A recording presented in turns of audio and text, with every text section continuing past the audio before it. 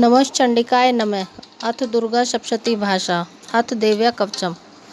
महर्षि मार्कंडे बोले, हे पितामह, संसार में जो गुप्त और जो मनुष्यों की सब प्रकार से रक्षा करता हो, जो आपने किसी को आज तक न बताया हो, वह कवच मुझे बताइए। श्री ब्रह्मा जी कहने लगे, अत्यंत गुप्त व सब प्राणियों की भलाई करने वाला कवच मुझसे सुनो। प्रथम शैलपुत्री, दूसरी ब्रह्मचारिणी, तीसरी चंद्रघंटा, चौथी कुष्मांडा, पांचवी स्कंद माता, छठी कात्यायनी, सातवीं कालरात्रि, आठवीं महागौरी, नववीं सिद्धिदात्री, ये देवी की 9 मूर्तियां और नवदुर्गा कहलाती हैं। आग में जलता हुआ, रण में शत्रुओं से घिरा हुआ, विषम संकट में फंसा हुआ मनुष्य यदि दुर्गा के नाम का स्मरण करे तो उसको कभी भी हानि नहीं होती। रण में उसके लिए कुछ भी आपत्ति नहीं और न उसे किसी प्रकार का दुख या डर ही होता है। हे देवी, जिसने श्रद्धा पूर्वक तुम्हारा स्मरण किया है उसकी वृद्धि होती है और जो तुम्हारा चिंतन करते हैं उनकी तुम निसंदेह रक्षा करने वाली हो। चामुंडा प्रेत पर, वाराही भैंसे पर, रौद्री हाथी पर, वैष्णवी गरुड़ पर अपना आसन जमाती हैं। माहेश्वरी बैल पर, कुमारी मोर पर, हाथ में कमल लिए हुए विष्णु प्रिया लक्ष्मी जी कमल के आसन पर विराजती हैं। बैल पर बैठी हुई ईश्वरी देवी ने श्वेत रूप धारण कर रखा है और सब प्रकार के आभूषणों से विभूषित ब्राह्मणी देवी हंस पर बैठती हैं। इस प्रकार यह सब देवियां सब प्रकार के योगों से युक्त और अनेक प्रकार के रत्न धारण किए हुए हैं।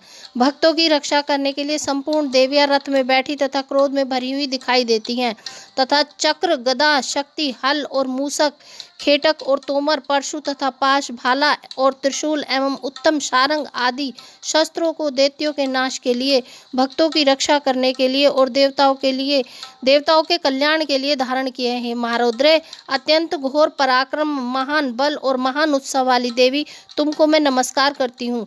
हे देवी, तुम्हारा दर्शन दुर्लभ है तथा आप शत्रुओं के भय को बढ़ाने वाली हैं। हे जगदम्बिके, मेरी रक्षा करो। पूर्व दिशा में इंद्री मेरी रक्षा करे, अग्नि कोण में अग्नि शक्ति, दक्षिण दिशा में वाराही, नेतृत्व कोण में खड्गधारिणी देवी मेरी रक्षा करे। वारुणी पश्चिम दिशा में और मृगवाहिनी उत्तर में, ईशान में शूलधारिणी देवी मेरी रक्षा करे। ब्राह्मणी ऊपर की ओर से, वैष्णवी देवी नीचे की ओर से मेरी रक्षा करे। इसी प्रकार शव पर बैठी चामुंडा देवी 200 दिशाओं में मेरी रक्षा करे।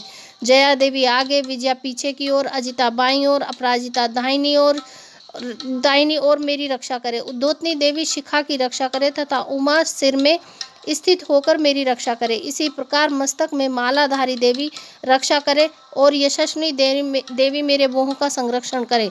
भोहों के मध्य भाग में त्रिनेत्रा नथनों की यमघंटा देवी रक्षा करे। नेत्रों के मध्य में शांकनी देवी और द्वारवासिनी देवी कानों की रक्षा करे।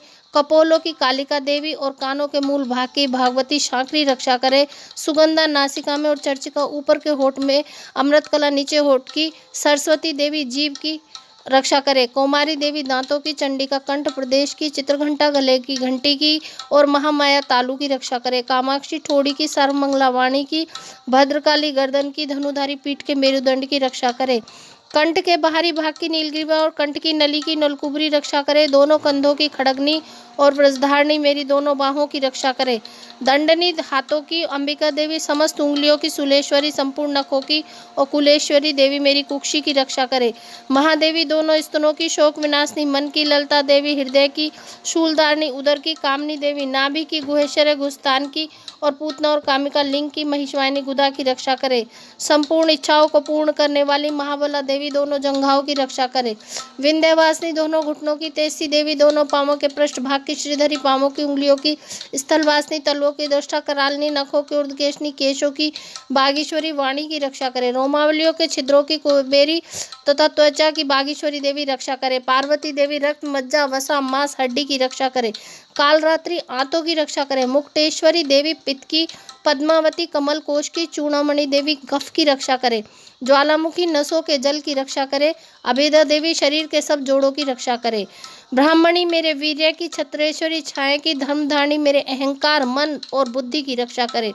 प्राण अपान समान उदान व्यान की, व्रजहस्ता देवी रक्षा करे। कल्याण शोभना मेरे प्राण की रक्षा करे। रस, रूप, गंध, शब्द, स्पर्श आदि विषयों का अनुभव करते समय योगिनी देवी मेरी रक्षा करे। मेरे सत्वगुण, रजोगुण, तमोगुण की रक्षा नारायणी देवी करे। आयु की रक्षा वाराही देवी करे। वैष्णवी धर्म की तथा चक्रणी देवी मेरी यश, कीर्ति, लक्ष्मी, धन, विद्या की रक्षा करे। इंद्राणी मेरे शरीर की रक्षा करे। हे चंडिके, आप मेरे पशुओं की रक्षा करिए। महालक्ष्मी मेरे पुत्रों की रक्षा करिए। भैरवी मेरी पत्नी की रक्षा करे और मेरे पथ की सुपुत्र तथा मार्ग की क्षमाकारी देवी रक्षा करे। राजा के दरबार में महालक्ष्मी तथा सब ओर से व्याप्त रहने वाली विजया देवी चारों ओर से मेरी रक्षा करे। जो स्थान रक्षा से रहित हो और कवच में रह गया हो, उसकी पापों का नाश करने वाली जयंती देवी रक्षा करे। अपना शुभ चाहने वाले मनुष्य को बिना कवच के एक पग भी कहीं नहीं जाना चाहिए, क्योंकि कवच रखने वाला मनुष्य जहाँ जहाँ भी जाता है वहाँ वहाँ उसे धन लाभ होता है तथा वह विजय प्राप्त करता है। वह जिस अभिष्ट वस्तु की इच्छा करता है वह उसको इस कवच के प्रभाव से अवश्य मिलती है और वह इसी संसार में महाऐश्वर्य को प्राप्त होता है।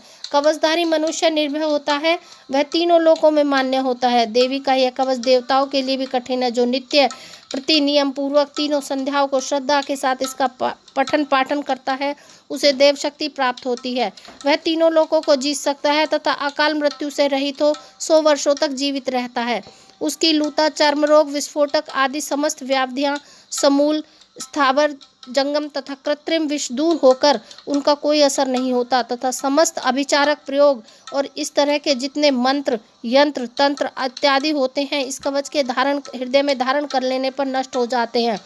इसके अतिरिक्त पृथ्वी पर विचरने वाले भूचर, नभचर, जलचर प्राणी, उपदेश मात्र से सिद्ध होने वाले निम्न कोटि के देवता, जन्म के साथ प्रकट होने वाले देवता, कुल देवता, कंठमाला आदि, डाकनी, शाकनी, अंतरिक्ष में विचरने वाली अत्यंत बलवती भयानक डाकनियां, ग्रह, भूत, यक्ष, गंधर्व, राक्षस, ब्रह्म राक्षस, बेताल, कुष्मांड और भैरव आदि अनिष्टकारक देवता भी उस मनुष्य को, जिसने कि अपने हृदय में यह कवच धारण किया हुआ है, देखते ही भाग जाते हैं। इस कवच के धारण करने से मान और तेज बढ़ता है। जो मनुष्य इस कवच का पाठ करके उसके पश्चात सप्तशती चंडी का पाठ करता है, उसका यश जगत में विख्यात होता है।